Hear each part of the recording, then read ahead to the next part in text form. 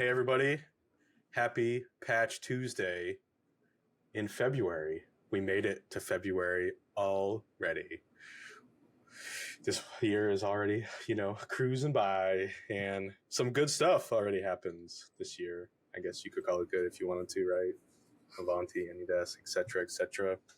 But anyway, thanks for tuning in. Tom Boyer here again, talking about Microsoft's latest Patch Tuesday release. And with me today, I have two folks from the Automox team. You want to introduce yourselves? Jason and Seth? Hi, I'm Jason Kikta. I'm the SSO and Senior VP of Product here at Automox. I'm Seth Hoyt, and I'm one of the security analysts here at Automox. Well, cool. Welcome to the show. What is this, number 4? Number 5? I can't count. I don't even know. Number too many. I feel like we've been doing this forever now, right? You get past 10 and I'm going to have to take off a shoe. Yeah, I know, right? As long as they don't cancel us in marketing, because we're That's right. They're jealous of our amazing podcast skills. But yeah, February, it's been a busy year already, right? We've had some stuff coming out, and I don't think February is going to be any different. And this first vulnerability that it just starts at the very top, right? 2024-214001, which is a Microsoft ENTRA Jira, the Jira plugin SSO privilege escalation vulnerability. And essentially what this is, anybody that hasn't updated their Jira plugin, and I believe it's both cloud and on-premise, is subject to kind of a privilege escalation of privilege vulnerability, where an attacker can basically take over your Jira instance just by sending a specifically crafted payload. And I don't know if everyone remembers, back in the summer there was a no-auth vulnerability, right? That I think Dscope published it. I can't remember, but it's essentially the same thing, right? There's a flaw in the AZ ENTRA ID, now what they're calling it, tenant infrastructure, where you just have to change your email and you can get into pretty much anything. So quite the interesting attack vector, right? We think cloud, we think a little safer than this, but yeah, out there for the taking. And Jason, I'm curious to your thoughts on this one, and given your history, right, how juicy of a vulnerability this would be in your mind.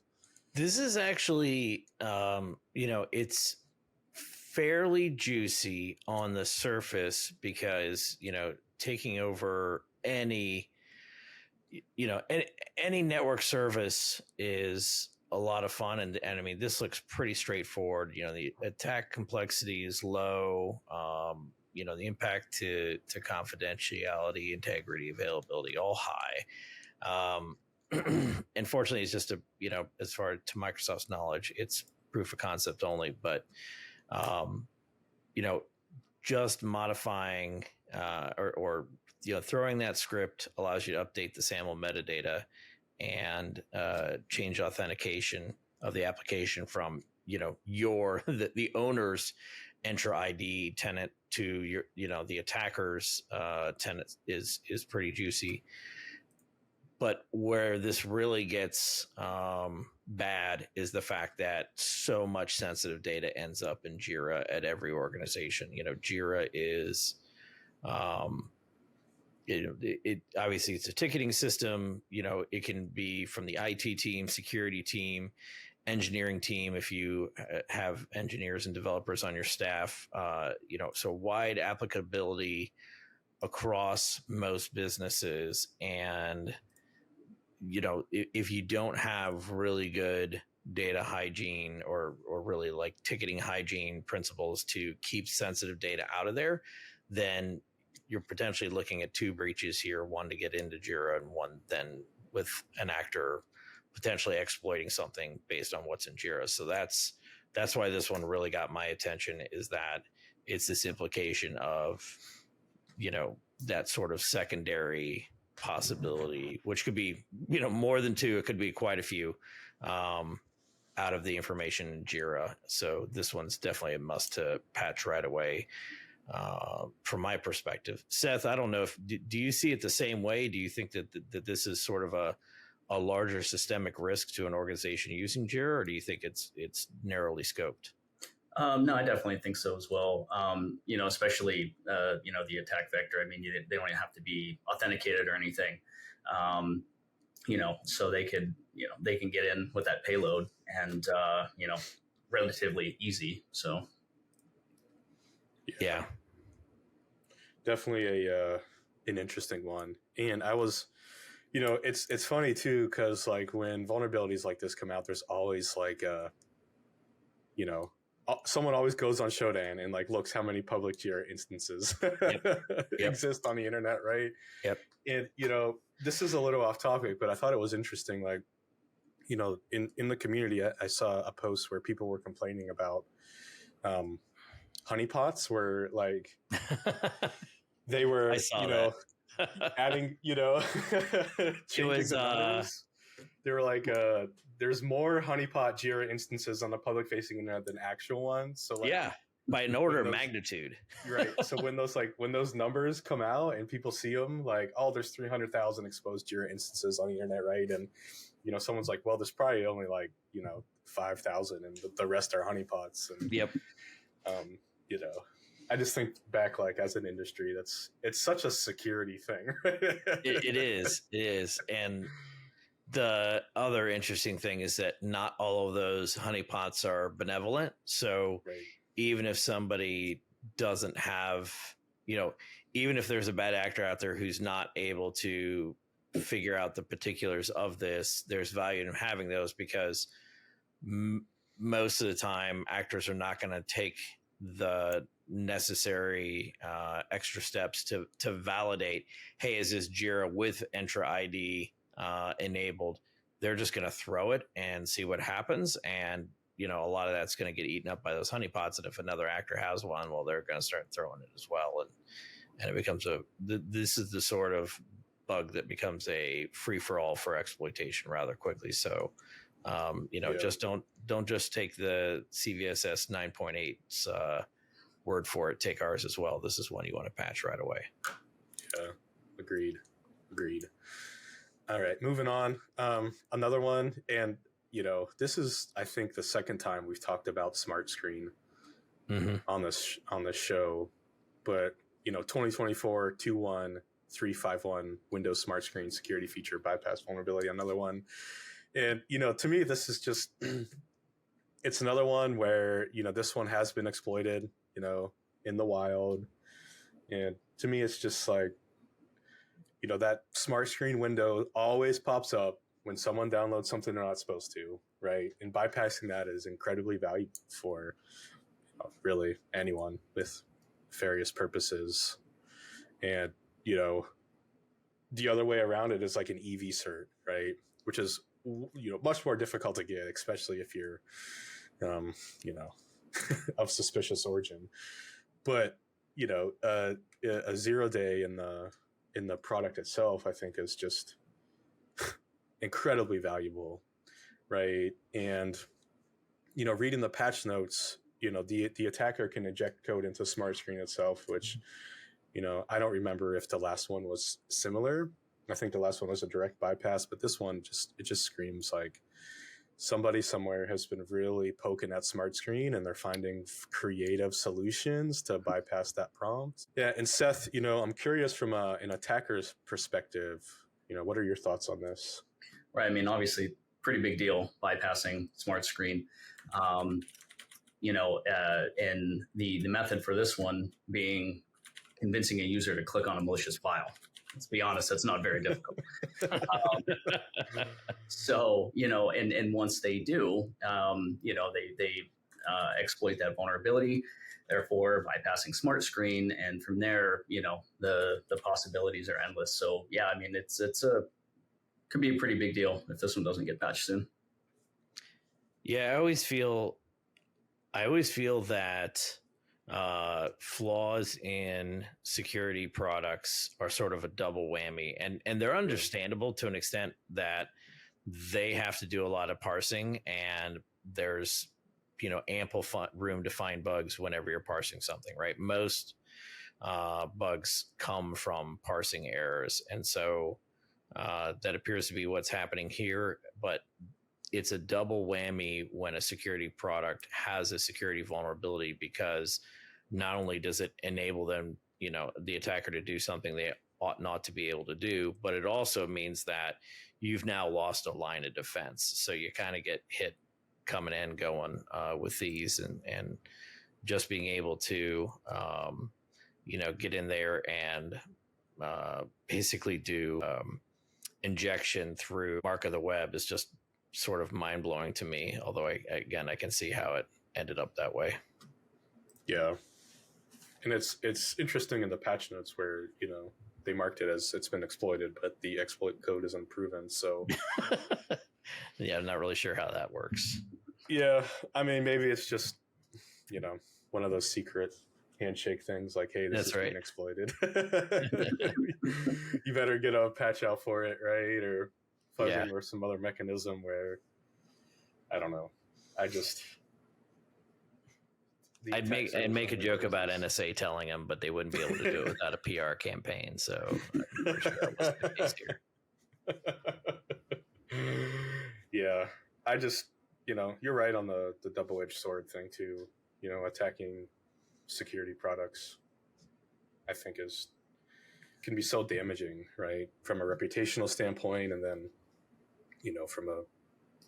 as a defender as well, like, right, you start to lose trust eventually in those products, right? Because again and again and again, you see these old days, these campaigns exploiting it, right? And this tool that you use to, try to help turns into just another piece, that's used to attack you. And right.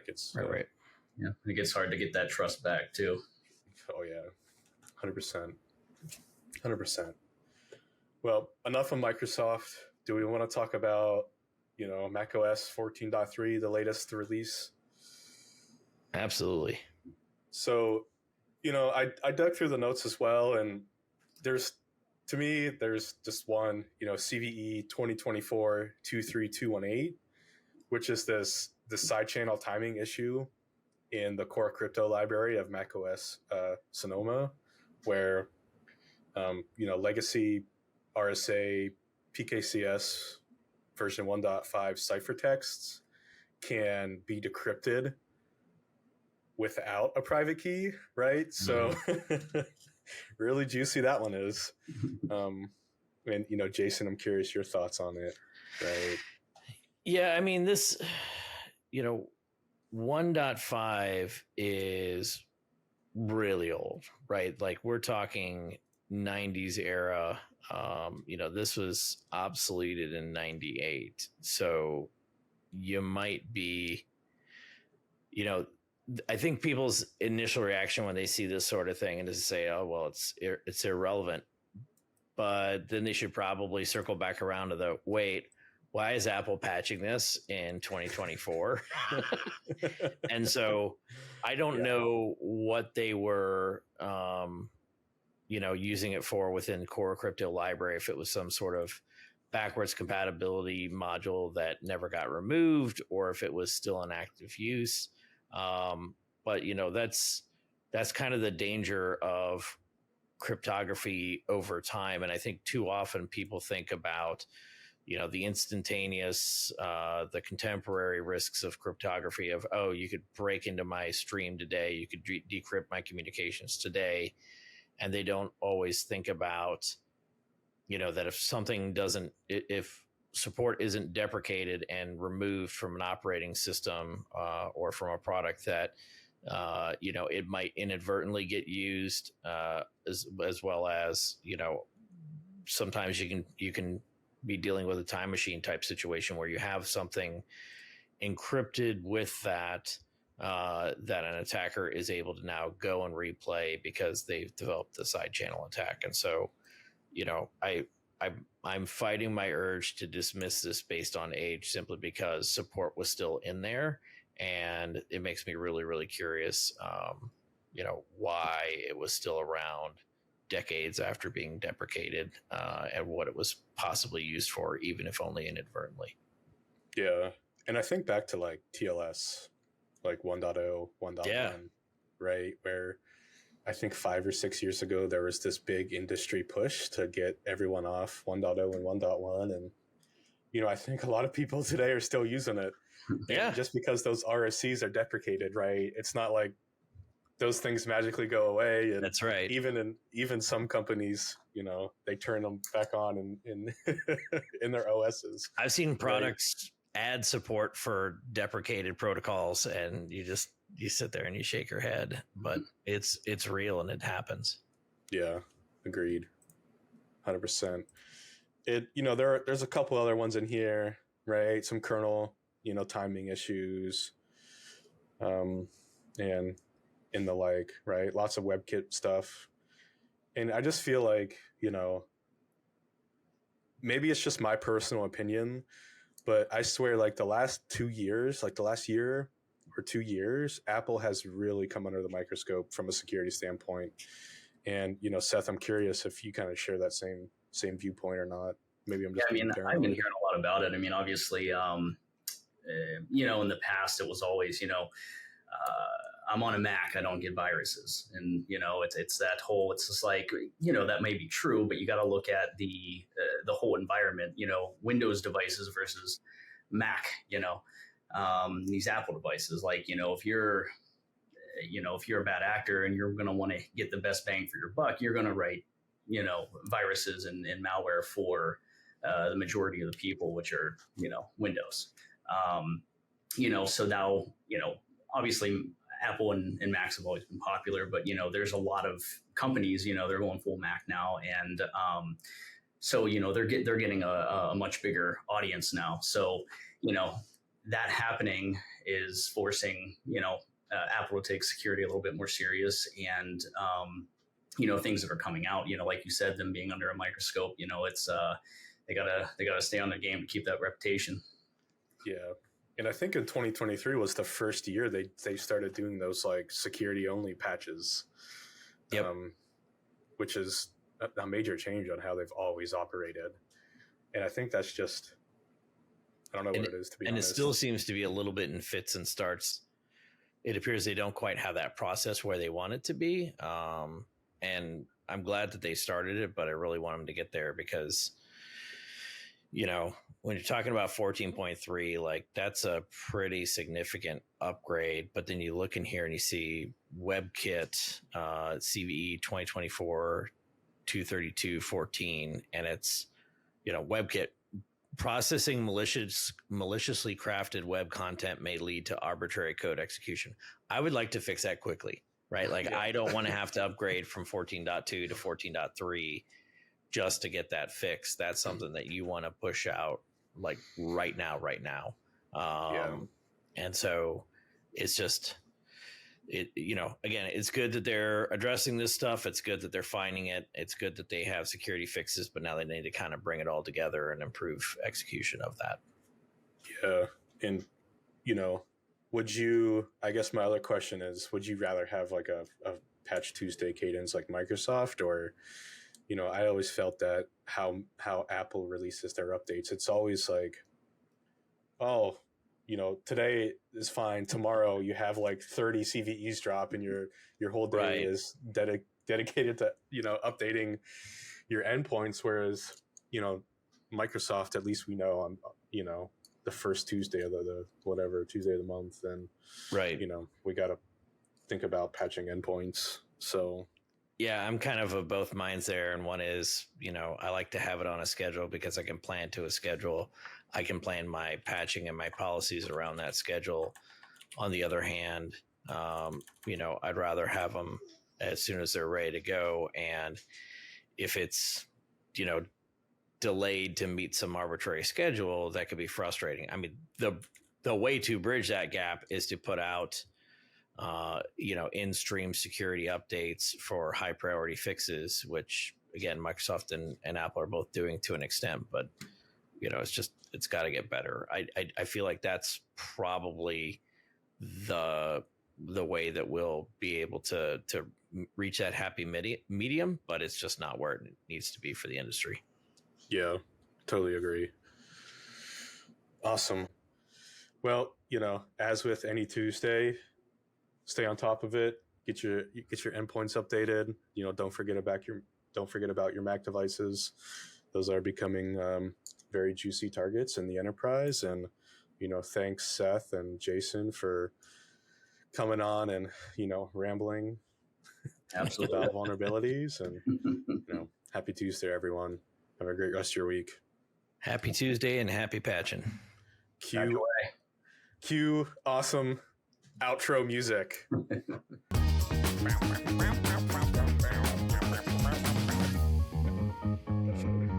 He's gonna leave that in.